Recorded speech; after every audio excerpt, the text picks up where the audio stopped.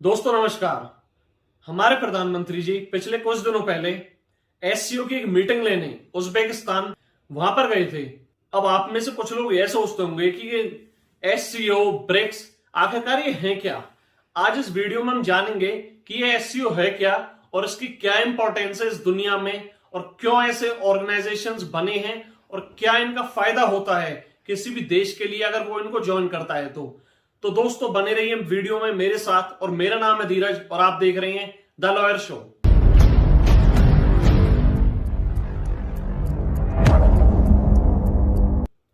हाँ तो दोस्तों एससीओ, अब जानते हैं कि आखिरकार ये एससीओ है क्या और ये बना कब था। अब एससीओ का मतलब है शंघाई कॉरपोरेशन ऑर्गेनाइजेशन, जिसका हेडक्वार्टर है बीजिंग में।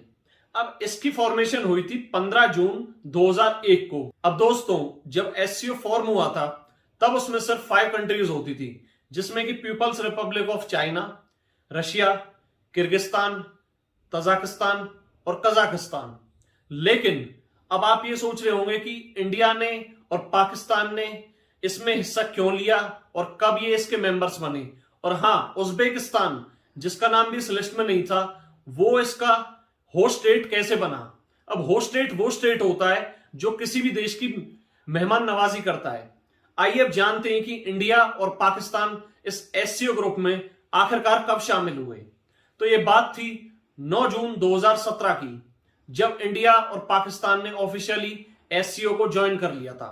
अब हाँ, तो अब एससीओ की जो मेहमान नवाजी यानी कि जो होस्टिंग हुई थी इन कंट्रीज की, वो की थी इस साल उज्बेकिस्तान ने, जो कि उसके एक शहर समरकंद में हुई थी। अब यह कैसे पता चलेगा कि किसी भी ऑर्गेनाइजेशन में कौन सा देश किस साल होस्ट करेगा। अब ये एससीओ एक ऑर्गेनाइजेशन है, इसमें एक चेयरमैन भी होगा। अब चेयरमैन वो कंट्री होती है जो उस साल उस ग्रुप के मेंबर्स को होस्ट करती है। अब इस साल जिस कंट्री ने इन ग्रुप के मेंबर्स को होस्ट किया था वो थी उज्बेकिस्तान। हाँ, तो अब अगले साल 2023 में जब एससीओ की मीटिंग होगी तब होस्टिंग कंट्री होगी इंडिया और चेयरमैन भी इंडिया ही होगा। अब जानते हैं कि इस एससीओ का या फिर जो ब्रिक्स वगैरह जितने भी ग्रुप्स होते हैं इनका इंटरनेशनल या फिर दुनिया पर क्या प्रभाव होता है। आइए जानते हैं एससीओ की क्या इंपॉर्टेंस है वर्ल्ड के लिए। अब एससीओ जो कि आज के टाइम में 8 देशों का एक ग्रुप है, जिसमें ऐड हुए रिसेंटली इंडिया, पाकिस्तान और उज्बेकिस्तान।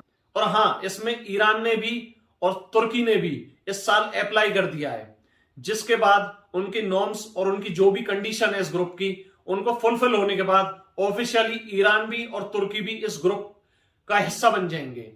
हाँ, तो अब जानते हैं कि एससीओ की क्या इंपॉर्टेंस है दुनिया के लिए। अब एससीओ पॉपुलेशन के हिसाब से इस दुनिया की 40% पॉपुलेशन इन सारे देशों में कंटेन करता है। हाँ दोस्तों, ये इतना बड़ा ग्रुप है कि 40% जितनी भी आबादी है इस दुनिया की वो इन देशों में रहती है। और ये अब बात आती है कि इकोनॉमिकली ये कितना ज्यादा मजबूत है। 30% इस पूरी दुनिया की जीडीपी इन देशों में है। हाँ दोस्तों, ये भी बहुत बड़ी बात है कि एससीओ के जो ये 8 स्टेट मेंबर्स हैं, दुनिया की 30% जीडीपी इन देशों में कंटेन करती है। तो ये तो थी इसकी इंपॉर्टेंस इस दुनिया के लिए। लेकिन इंडिया या फिर जो इंडिया जैसे और भी अनदर स्टेट्स हैं जो इस ग्रुप के मेंबर्स हैं, क्या रीजन होता है कि ऐसे ग्रुप बनाए जाते हैं और क्या इनका फायदा होता है। अब दोस्तों इंडिया अगर एससीओ में शामिल होता है, जो कि करंटली है।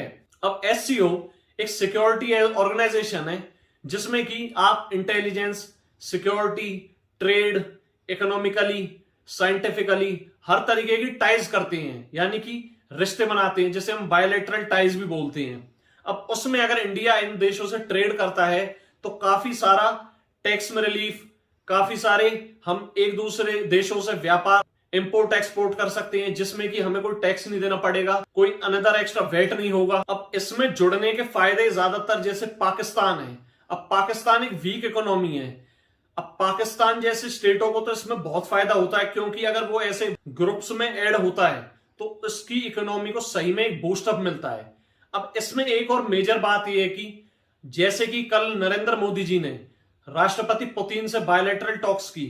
अब इसमें डायरेक्टली देशों के राष्ट्रीय अध्यक्ष आपस में बायलैटरल टॉक्स यानी कि बिना किसी दूसरी कंट्री के इंटरफेरेंस के आपस में डायरेक्ट बात करते हैं और समझौते करते हैं कि भाई आप हमारे देश में निवेश करें, हम बदले में आपको ये देंगे। जिसे एक तरीके से हम ये भी कह सकते हैं कि जैसे रिसेंटली इंडिया ने रशिया से तेल लिया है रूपी रूबल ट्रेड में, ये भी कुछ मेजर पॉइंट्स और मेजर फायदे हैं इस ग्रुप के। ब्रिक्स में भी हैं, ब्रिक्स की बात करेंगे नेक्स्ट वीडियो में। लेकिन हाँ, एससीओ, हमारा इस वीडियो को सिर्फ इतना सा मोटिव था कि हम ये समझा पाए कि एससीओ है क्या और क्या इंपॉर्टेंस है कि अगर ऐसे इन मीटिंग्स होती हैं एससीओ की, या फिर और भी जो ये ग्रुप्स हैं, ऑर्गेनाइजेशन है।